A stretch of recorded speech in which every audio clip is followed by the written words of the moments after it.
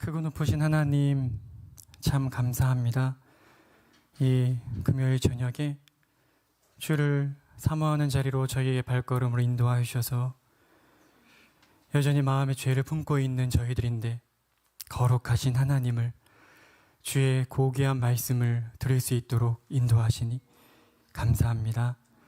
성령께서 도우시지 아니하시면 주의 말씀을 단 하나라도 깨달아 알 수 있는 저희들이 못 됩니다. 오늘 이 밤에 모인 저희를 불쌍히 여기시고 은혜 베풀어 주셔서 하나님의 영광을 말씀 가운데 맛보는 은혜를 누리도록 인도하여 주십시오. 예수님의 이름으로 기도드립니다. 오늘 우리가 함께 보실 말씀은 요한복음 20장 1절부터 19절 말씀입니다.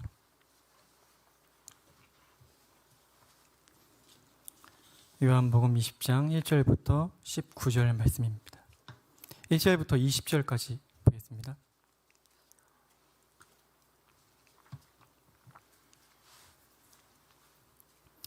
본문이 좀 길어서요. 제가 좀 빨리 읽겠습니다. 안식 후 첫날 일찍이 아직 어두울 때에 막달라 마리아가 무덤에 와서 돌이 무덤에서 옮겨진 것을 보고 시몬 베드로와 예수께 사랑하시던 그 다른 제자에게 달려가서 말하되 사람들이 주님을 무덤에서 가져다가 어디 두었는지 우리가 알지 못하겠다 하니 베드로와 그 다른 제자가 나가서 무덤으로 갈새 둘이 같이 다름질하더니 그 다른 제자가 베드로보다 더 빨리 달려가서 먼저 무덤에 이르러 구부려 세마포 놓인 것을 보았으나 들어가지는 아니하였더니 시몬 베드로는 따라와서 무덤에 들어가 보니 세마포가 놓였고 또 머리를 쌌던 수건은 세마포와 함께 놓이지 않고 딴 곳에 쌌던 대로 놓여 있더라. 그때야 무덤에 먼저 갔던 그 다른 제자도 들어가 보고 믿더라. 그들은 성경에 그가 죽은 자 가운데서 다시 살아나야 하리라 하신 말씀을 아직 알지 못하더라. 이에 두 제자가 자기들의 집으로 돌아가니라. 마리아는 무덤 밖에 서서 울고 있더니 울면서 구부려 무덤 안을 들여다보니 흰옷 입은 두 천사가 예수의 시체에 뉘었던 곳에 하나는 머리편에 하나는 발편에 앉았더라. 천사들이 이르되 여자여 어찌하여 우느냐? 이르되 사람들이 내 주님을 옮겨다가 어디 두었는지 내가 알지 못함이니이다. 이 말을 하고 뒤로 돌이켜 예수께서 서 계신 것을 보았으나 예수이신 줄은 알지 못하더라. 예수께서 이르시되 여자여 어찌하여 울며 누구를 찾느냐 하시니 마리아는 그가 동산지기인 줄 알고 이르되 주여 당신이 옮겼거든 어디 두었는지 내게 이르소서 그리하면 내가 가져가리이다. 예수께서 마리아야 하시거늘 마리아가 돌이켜 히브리 말로 라보니 하니 이는 선생님이라는 말이라. 예수께서 이르시되 나를 붙들지 말라. 내가 아직 아버지께로 올라가지 아니하였노라. 너는 내 형제들에게 가서 이르되 내가 내 아버지 곧 너희의 아버지 내 하나님 곧 너희 하나님께로 올라간다 하라 하시니 막달라 마리아가 가서 제자들에게 내가 주를 보았다 하고 또 주께서 자기에게 이렇게 말씀하셨다 이르니라. 이날 곧 안식 후 첫날 저녁에 제자들이 유대인들을 두려워하여 모인 곳의 문들을 닫았더니 예수께서 오사 가운데 서서 이르시되 너희에게 평강이 있을지어다 이 말씀을 하시고 손과 옆구리를 보이시니 제자들이 주를 보고 기뻐하더라. 아멘. 하나님께서는 지난주에 특별 새벽 부흥회를 통해서 저희 온 교회에 풍성한 말씀의 은혜를 부어주셨습니다. 그래서 그런지 이 은혜를 계속 이어나가야겠다는 각오를 다지는 성도분들의 고백을 많이 들었습니다. 또 몇몇 성도분들은 더 깊은 기도의 은혜를 누리고 싶다, 어떻게 해야 하는가 이렇게 묻는 말도 들을 수 있었습니다. 하나님의 은혜를 사모하고 신령한 은혜의 세계에 대해 갈망하는 마음, 그것은 성도만이 누릴 수 있는 어마어마한 특권입니다. 그러나 이제 한편에는 약간 염려도 일어났습니다. 이유는 신령한 은혜에 대한 잘못된 암, 또 잘못된 추구, 그런 것 때문에 시간과 에너지를 낭비하는 일들이 많고 또 어떨 때는 그릇된 신앙의 축으로 빠져들기도 하기 때문입니다. 그래서 저는 오늘 부활하신 예수님께서 주의 백성들을 만나주시는 그 말씀의 내용을 살펴보므로 하나님은 어떤 자들을 만나주시는지 또 하나님은 어떻게 만나주시는지 또 어느 순간에 만나 주시는지, 이에 대한 말씀을 함께 나누고자 합니다. 오늘 우리가 함께 읽은 본문에는 안식 후 첫날, 아직 날이 어두울 때 막달라 마리아가 홀로 무덤을 찾은 것으로 기록되어 있지만, 다른 복음서를 보면 이 안식 후 첫날 예수님의 무덤을 찾은 여자들이 여럿이 있었습니다. 첫 서론 부분에서 여러분이 좀 정신을 바짝 차리고 들으셔야 됩니다. 굉장히 이 예수님 부활하신 이 새벽에 있던 일이 굉장히 복잡합니다. 마태는 막달라 마리아와 다른 마리아가 왔다고 기록하고 있고, 마가는 막달라 마리아와 야고보의 어머니 마리아 또 살로메를 기록하고 있고, 누가는 막달라 마리아와 요한나 야고보의 모친 마리아와 또 함께한 다른 여자들이 왔다고 기록하고 있습니다. 아마도 자기의 소유로 예수님과 제자들을 섬겼던 그 여인들이 함께 무리지어서 이 새벽에 예수님의 무덤을 찾아온 것으로 보입니다. 이 사복음서에 있는 내용들을 다 살펴보면 아주 단순하게 일목요연하게 정리하기가 참 어렵습니다. 그래도 대충 이렇게 종합해 보면 대략 다음과 같은 이제 스토리가 나옵니다. 여인들이 함께 예수님의 무덤을 찾았습니다. 그런데 무덤의 돌문이 열려 있습니다. 놀라서 들어가 보니 예수님의 시체가 보이지 않았습니다. 그리고 거기에 어떤 사람들이 있었는데, 제가 이제 어떤 사람들이라고 말한 이유는 복음서의 기록을 보면 흰옷 입은 한 청년, 찬란한 옷을 입은 두 사람, 또 천사, 이렇게 복음서마다 여인들이 본 그 인물들에 대한 표현이 다릅니다. 아마도 그 여인들이 너무 무덤 문이 어떻게 돌문을 열어야 될까, 치워야 할까를 고민하고 왔는데, 돌문이 치워져 있는 것을 본 순간부터 정신이 없었을 것이고, 그리고 무덤 문을 봤는데 무덤 안에 시체가 없는 것을 보고는 더 놀랐기 때문에 그럴 수 있다고 생각을 합니다. 그래서 거기에 있던 천사를 천사로, 또 하나인지 둘인지 명확하게 보기가 어려웠을 것입니다. 그래서 마가는 기록하기를 여자들이 몹시 놀라 떨며 나와 무덤에서 도망하고 무서워하여 아무에게 아무 말도 하지 못하더라, 이렇게 기록하고 있습니다. 이것이 여자들의 처음 반응이었습니다.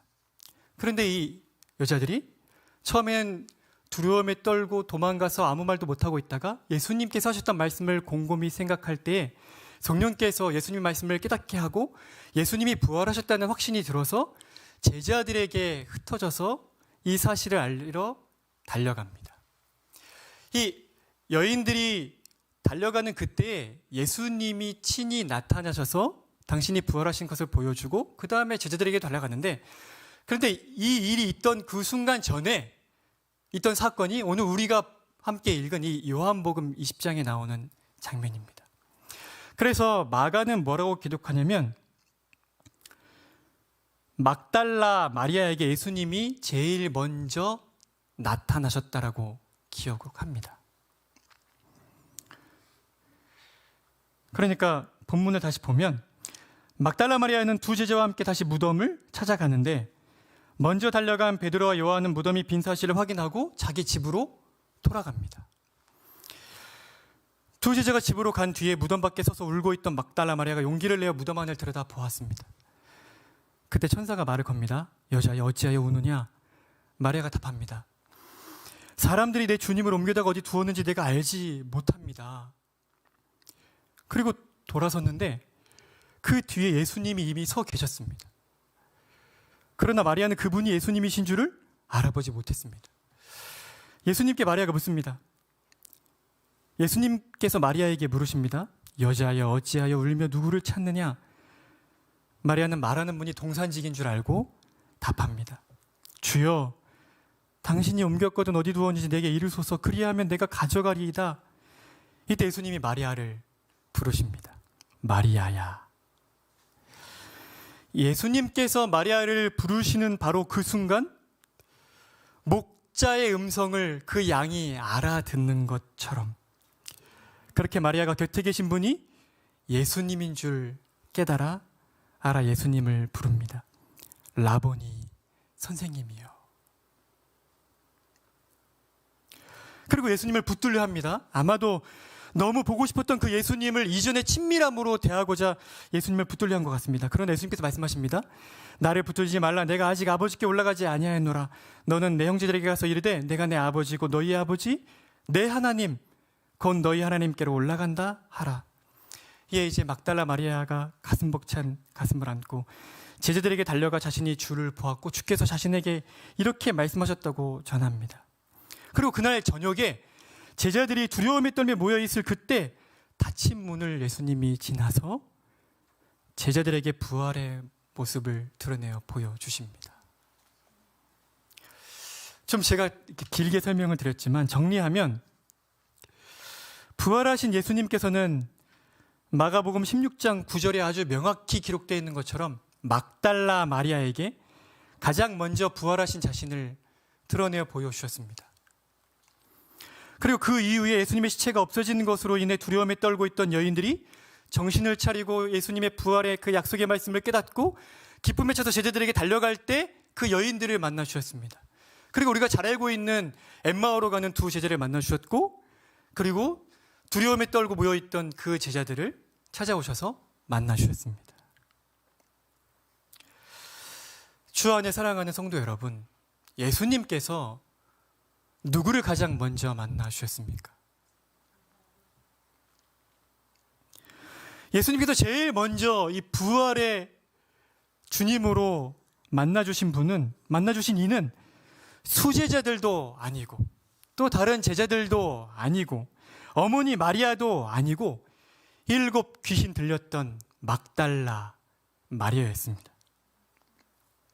그렇다면 도대체 왜 그 수많은 사람들이 있는데 그 중에서 막달라 마리아에게 먼저 자신을 드러내어 보여주셨을까요? 오늘 본문을 다시 한번 유심히 보십시오. 오늘 본문에는 두 부류의 사람들이 등장합니다.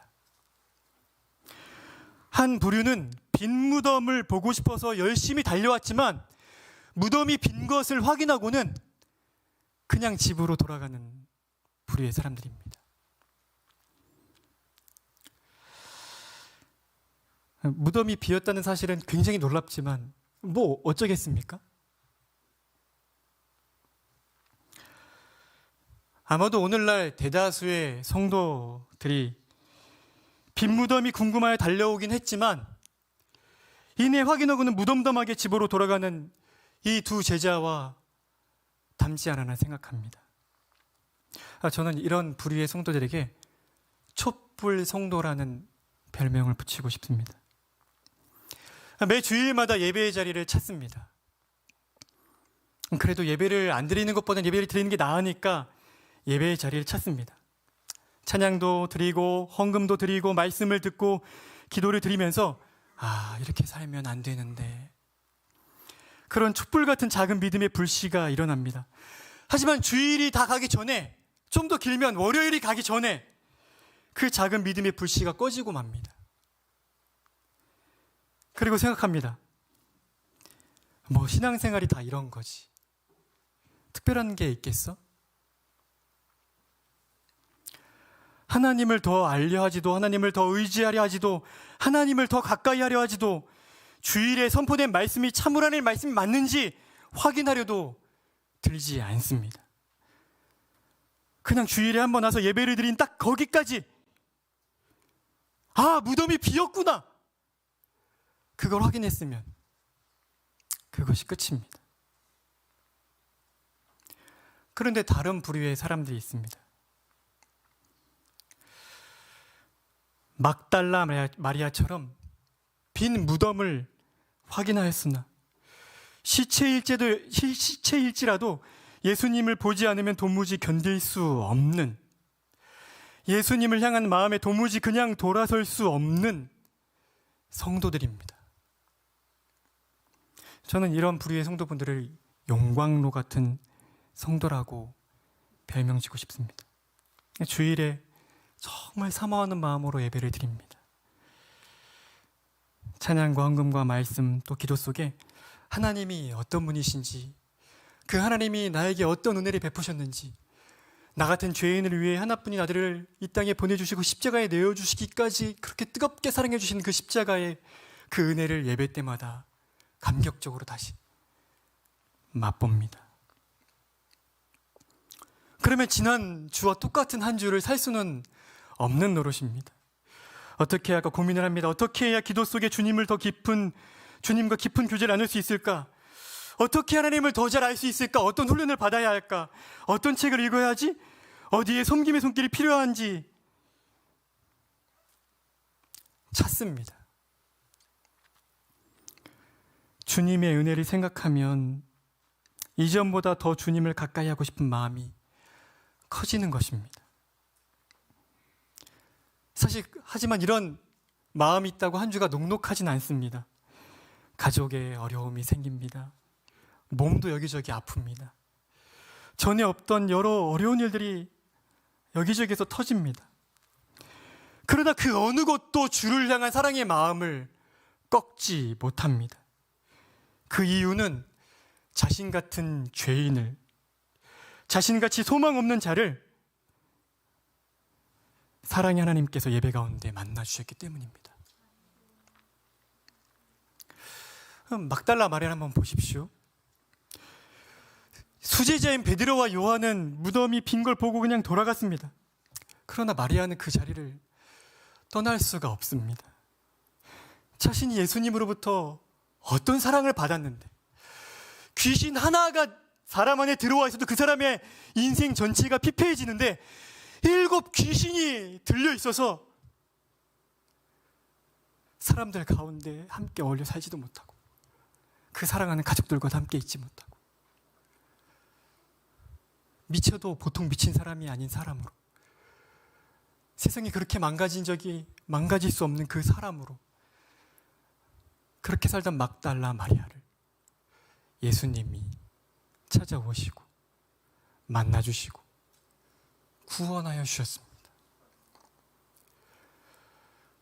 예수님의 사랑이 없으면 소망이 없던 자신, 결코 사람답게 살 수 없었던 그 자신이었던 자신의 과거를 생각할 때 어떻게 그냥 빈 무덤을 보고 그 두 제자처럼 뒤돌아서 달려갈 수가 있겠습니까? 그저 우는 것밖엔 할 길이 없습니다. 예수님을 다시 보는 것 외에는 그 무엇도 위로와 만족이 되지 않는 것입니다. 사랑하는 성도 여러분, 예수님께서 어떤 사람을 먼저 만나 주십니까?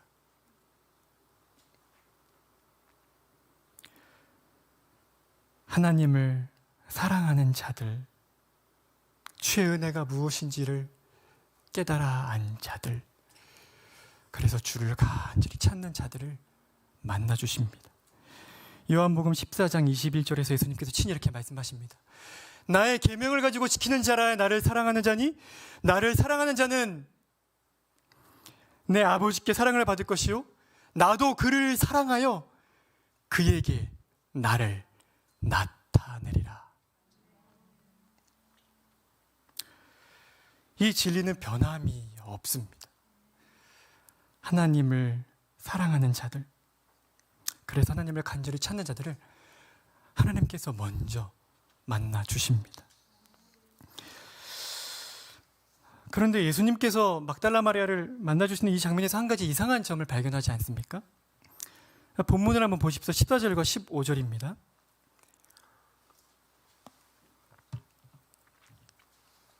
부활하신 예수님께서는 마리아에게 자신을 드러내시고 누구를 찾느냐고 묻기도 하셨습니다. 그런데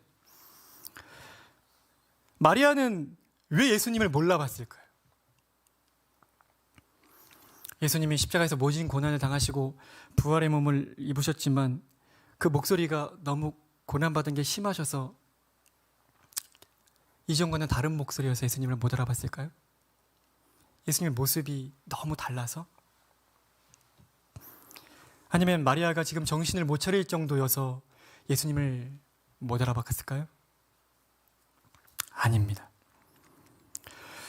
부활하신 주님을 우리 육신으로 보는 것은 아무 의미가 없습니다. 여러분들도 잘 알고 계신 엠마오로 가는 두 제자의 이야기를 한번 떠올려 보십시오. 그 두 제자는 자그마치 예수님과 긴 대화를 나누며 함께 길을 걸었습니다. 자신의 옆에서 부활하신 예수님이 지금 걷는데 그분과 긴 대화를 나누는데 왜 못 알아봅니까, 예수님을? 부활하신 예수님을 우리의 이 여전히 죄와 결발하지 못한 우리의 육신으로 보는 것은 아무 의미가 없습니다.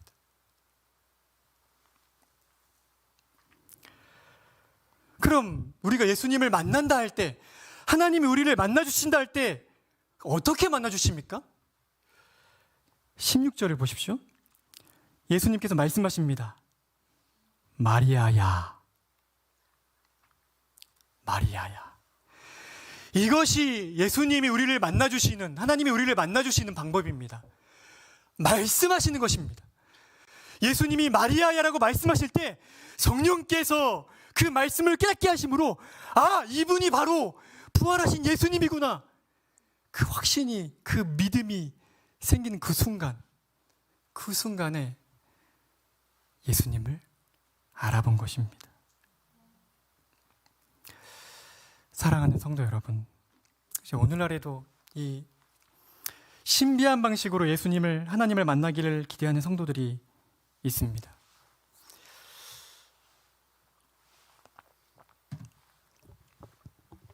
지난주에 새벽 부흥회를 할 때 참 감사하게도 저희 아들이 수요일 날 이 성경을 봉독할 수 있는 큰 은혜를 누렸습니다.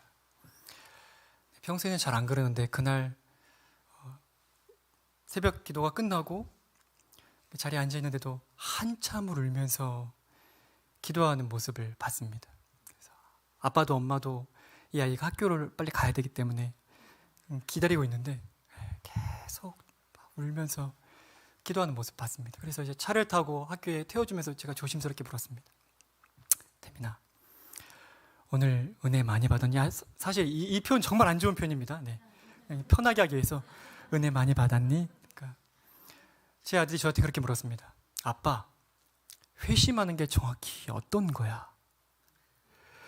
사실 제가 제 아들과 이런 신앙의 대화를 하면서 정말 자주 많이 설명해 줬습니다. 아들아, 태민아, 회심한다는 것은 거듭남은 우리의 영혼 안에서 은밀히 일어나는 새 생명으로 태어나는 것이기 때문에 그걸 내가 거듭났는지는 확연하게 바로 알 수가 없어. 하지만 회심은 우리의 지성, 정서, 감성, 의지로 하나님을 인격적으로 만나는 거야. 하나님의 말씀이 들려올 때 내 지성으로 아, 하나님은 이런 분이시고 내가 그분께 이런 죄를 지었구나. 아, 내가 어떻게 예수님을 십자가에 못 박을 수가 있지? 그리고 그분의 앞에서 내 죄 때문에 아파하고 죄송해하고 슬퍼하면서 죄를 회개하고 그것이 감정을 움직여서 슬퍼하고 의지적으로 아, 이제 내가 주님을 위해 살아야지라고 결단하는 거. 그렇게 인격적으로 지정의로 만나는 것, 그 은혜를 경험하는 그게 회심이야. 이렇게 설명해 주셨습니다.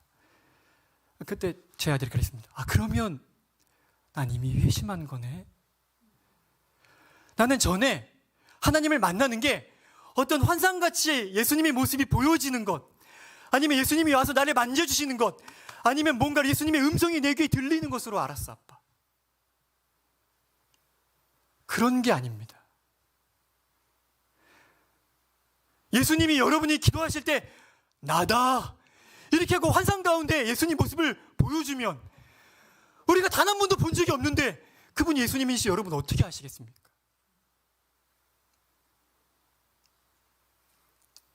하나님은 오늘날 우리에게 그 무엇보다 인격적으로 다가오십니다. 그분의 말씀을 통해 우리를 만나주시는 것입니다.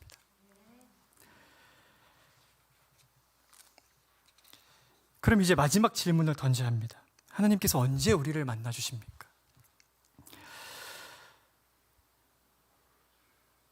오늘 본문을 보시면 예수님께서 자신을 인격적으로 드러내주시는 순간이 마리아가 예수님을 찾은 첫 순간이 아님을 우리는 알 수가 있습니다. 이제는 도무지 어찌할 수 없을 그때 예수님께서 불현듯 마리아를 찾아오십니다. 한번 생각해 보십시오. 여인들이 무덤에 왔을 그때도 이미 부활하신 예수님은 아마 어딘가에 계셨을 것입니다. 그걸 다 보고 계셨습니다. 또 수제자들이 왔을 그때도 예수님은 그걸 다 알고 보고 계셨습니다. 그리고 마리아가 와서 슬퍼하고 예수님의 시신이 어디 있냐고 묻고 울며 어찌할 줄 모를 그때 예수님은 이미 그 자리에서 모든 걸 다 보고 계셨습니다. 그런데 예수님께서는 마치 요셉이 자기 형제들에게 그 순간 자신을 드러냈던 것처럼 마리아가 가장 감격적으로 주님을 만날 그때 마리아의 노력이 아니라 예수님이 은혜로 마리아를 만나 주셨다 깨달을 그때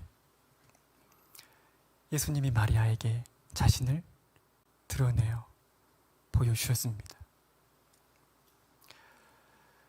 이번 설교를 준비하면서는 정말 죄송한데 저희 가족 얘기를 자꾸 하게 되는데요.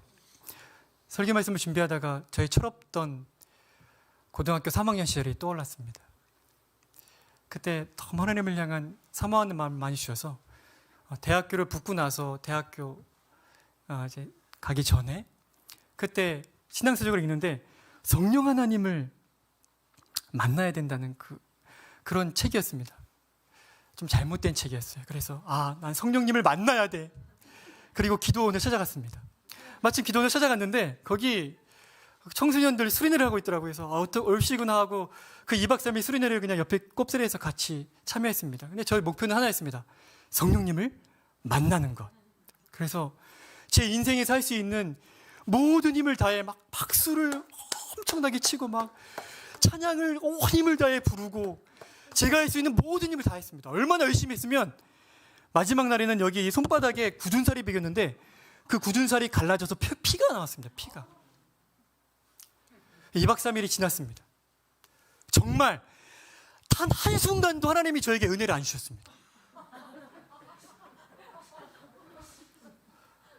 그래서 그 수련회 온 사람들은 다 자기 버스 타고 교회를 가는데 가만히 서서 마음속에 난 이러고 돌아갈 수가 없는데. 근데 참 놀랍게도 제 바로 앞에 갑자기 저희 친척 형이 군대 가 있는 형이 서 있는 겁니다. 형 그랬는데 군종으로 있는데 군종 수련회가 있어서 거기 왔다는 겁니다. 내가 우리 군종 목사님께 말씀드릴 테니까 너 내일 우리 수련회 끝나니까 1박 2일 우리가 같이 있자. 그러니까 너 저기 그 예배당에 아직 집회하고 있는데 가서 앉아 있어. 그래서 거기 가서 딱 앉았습니다. 그 기도원 스타일 여러분 아시죠? 네, 그 앞에 그 걸걸하신 목소리의 그 찬양 인도하시는 여자 집사님이신 것 같은데 찬송가를 부르고 계셨습니다. 그리고 저는 그냥 정말 모든 걸 포기하고 앉아 있었습니다. 그것도 제일 그 2층의 꼭대기에 장의자에. 근데 그때 그 찬송가 가사가 말씀과 함께 제 마음에 들어왔습니다. 그리고 그때 성령께서 저를 찾아오셨습니다. 그 하나님의 압도하는 은혜 그 앞에서 우는 것 말고는 아무것도 할 수가 없었습니다. 그리고 기도원을 내려오고 말씀을 읽는 중에 성령님을 만난다는 것은 내가 생각한 그런 게 아니었구나. 말씀으로 우리를 만나시는구나 라는 걸 깨닫게 되었습니다. 정말 그런 경험을 여러 했던 것 같습니다. 내가 하나님을 정말 만나고 싶어서 내 온 힘을 짜내는데 내 온 힘을 짜는 그 중에 만나주지 아니하시고 이젠 내가 더 할 수 없을 그때 하나님이 우리를 만나주십니다. 그래서 너무도 놀랍게 내 노력으로 만난 것이 아니구나. 하나님이 나를 불쌍히 여기셔서 은혜로 나를 찾아와 주시고 은혜로 나를 만나 주셨구나라고 고백할 수밖에 없을 그때 하나님이 그때 우리를 만나 주십니다. 이제 말씀을 맺겠습니다. 하나님이 누구를 만나 주십니까? 하나님의 은혜를 은혜인 줄 알고 전심을 다해 하나님을 찾고 사랑하는 자들을 만나주십니다. 어떻게 만나주십니까? 말씀으로 만나주십니다. 여러분, 주일 예배에 어떤 마음으로 나오십니까? 오늘도 하나님 예배 가운데 선포되는 그 말씀을 통해 나를 만나주십시오. 성령께서 저 말씀을 통해 우리에게 세우신 목자의 입술을 통해 선포되는 그 말씀을 통해 나를 만나주시라는 그 간절함이, 성령께서 역사해달라는 그 간절함이 여러분 마음속에 있습니까? 그럼 언제 하나님이 우리를 만나주십니까? 간절히 찾는 그 끝에, 간절히 찾았지만 내 힘과 노력이 아니라 내 모든 육신의 힘이 빠질 그때, 하나님 나를 불쌍히 여겨달라고 참으로 주의 은혜에 나를 전심으로 맡길 그때에 하나님이 우리를 찾아오십니다. 그래서 간곡히 권면드립니다. 지금 부흥에 얼마나 풍성한 은혜를 주셨습니까? 저는 정말 할 수만 있다면 그걸 이렇게 책으로라도 내서 돌리고 싶은 마음도 있을 정도입니다. 주께서 말씀으로 주신 그 은혜에 멈추지 마십시오. 기도함으로 주를 더 가까이 하고 주의 말씀을 더 깨닫기를 원하는 그 갈망을 주셨다면 멈추지 마십시오. 왜 그 은혜를 그냥 허비하시려 하십니까? 간절히 주를 찾는 자리로 나오십시오. 새벽을 깨워 기도하십시오. 잠을 일찍 주무셔야 됩니다. 욕망을 줄이고 주의 은혜의 자리를 나오십시오. 주를 사랑함으로 찾는 자들을 반드시 만나주실 것입니다. 자비와 긍휼이 풍성하신 하나님 아버지, 오늘 주께서 막달라 마리아를 만나주시는 그 말씀 속에서 참으로 하나님을 간절히 찾고 사랑하는 자들을 주님이 얼마나 일찍 만나주시기를 원하시는지 우리에게 들려주시고, 또 주님이 우리의 이 두 눈으로 보는 것보다 더 확고하게 결코 부인할 수 없을 정도로 우리의 심령에 새기는 방식으로 말씀으로 우리를 만나주시는 것을 가르쳐 주시고, 또 우리의 힘과 노력이 아니라 주님의 자비와 긍휼로 우리를 만나주신다는 사실을 깨닫게 하시니 감사합니다. 하나님 만나주지 아니하시면 소망 없는 인생들에게 이 금요일 밤에 주님 앞에 나왔습니다. 하나님 외에 우리의 도움이 없고 아버지가 아니면 우리를 돌봐줄 자가 없고 아버지의 손길이 아니면 피할 수가 없고 아버지께서 채워주지 아니하시면 공급될 길이 없고 아버지가 위로해주지 아니하시면 어디에서도 위로받을 수 없는 저희들이기에 오늘 이 저녁에 주 앞에 나왔습니다. 아들을 주시기까지 내가 너희를 사랑한다 약속하셨사오니 오늘 우리들에게, 이 모인 자들에게, 또 온라인으로 주를 만나기를 사모하는 우리 모든 성도들에게 이 시간 은혜를 베풀어 주시기를 원합니다. 우리를 가까이 하여 주시고 세상이 줄 수 없는 위로와 세상이 줄 수 없는 안정과 세상이 줄 수 없는 그 확신을 하나님 저희에게 베풀어 주시기를 원합니다. 하나님 특별히 주일 예배를 위하여 주 앞에 구합니다. 하나님 코로나가 더 나빠지고 있지만 주를 향한 우리의 갈망은 날이 갈수록 더 간절해지기를 원합니다. 하나님 우리의 배명고에서의 예배가 막힘이 없도록 인도해 주시고, 하나님 혹여라도 막힐지라도 주를 향한 우리의 예배의 갈망이 그로 인해 더 타오를 수 있도록 우리 온 성도들의 마음에 주님을 만나기를 갈망하는 마음 커질 수 있도록 은혜를 베풀어 주시기를 원합니다. 하나님 저희에게 귀한 담임 목사님 주신 주님 감사합니다. 하나님, 새벽마다 기도하실 때 하늘 문을 여시고 말씀의 은혜를 베풀어 주시기를 원합니다. 하나님, 늘 멀쩡한 듯 계시지만 저희와 똑같은 한 마리 연약한 양이 아니지 않습니까? 하나님, 위로하여 주시고 새 힘 허락하여 주시고 지혜 허락하여 주셔서 하나님, 더 연약한 저희들을 하나님 나라의 백성답게 그렇게 바르게 인도할 수 있도록 붙들어 주시기를 원합니다. 하나님, 특별히 우리 모든 사역자들에게도 동일한 은혜를 베풀어 주셔서 저희에게 먼저 말씀의 은혜를 베풀어 주시고 저희가 먼저 무릎으로 주 앞에 나아가 주의 은혜를 구하고 저희가 먼저 저에게 맡기신 양떼들을 위해 눈물로 기도할 수 있도록 저희에게 주 앞에 나오시고자 하는 가난한 마음을 주시기를 원합니다.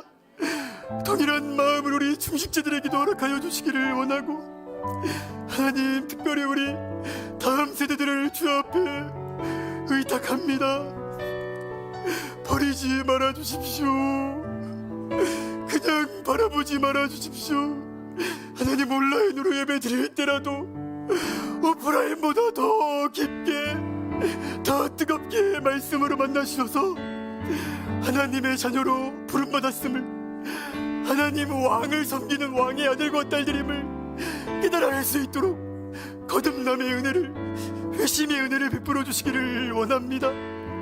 하나님, 제 교회가 부족하지만 주님 먼저 베푸신 은혜를 세마이 컨퍼런스로 나누고자 합니다. 하나님, 여기저기서 신음소리가 들려오는데 하나님, 이 외침을 들어야 하는 사역자들을 주께서 인도하여 주십시오. 그래서 다시금 주께서 맡기신 그 복된 위임을, 주님의 부탁을 부담이 아니라 영광으로 받아들이고 다시금 교회의 본질이 무엇인지, 복음이 무엇인지를 깨닫고 처음 주께 헌신하셨던 그 첫 마음을 주의 은혜 때문에 이 길에 들어선 그 첫 마음을 회복하는 하나님, 그런 세마이 컨퍼런스가 될 수 있도록 은혜를 베풀어 주시기를 원합니다.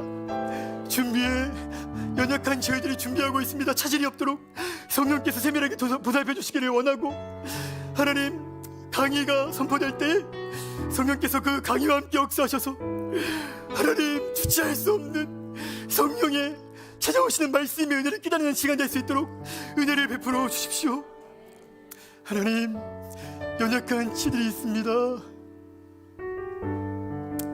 도무지 아파 잠을 못 자 매일매일 주의 전에 나와 기도하는 지체가 있고 도무지 어찌할 줄 몰라 남한테도 그 어려움을 알리지 못한 채 신음하고 있는 주의 양떼들이 있습니다. 아버지가 돌봐주지 아니하시면 어디에서 우리가 도움을 받겠습니까? 아버지, 저희의 기도에 응답하여 주셔서 하나님 건져주시고 회복의 은혜를 베풀어 주시기를 원합니다. 하나님, 재정적인 어려움 가운데 있습니다. 주님, 채워주시기를 원합니다. 피할 길을 주시기를 원합니다. 무엇보다 오래도록 우리 불신난 분들을 위해 기도하는 우리 자매들이 있습니다.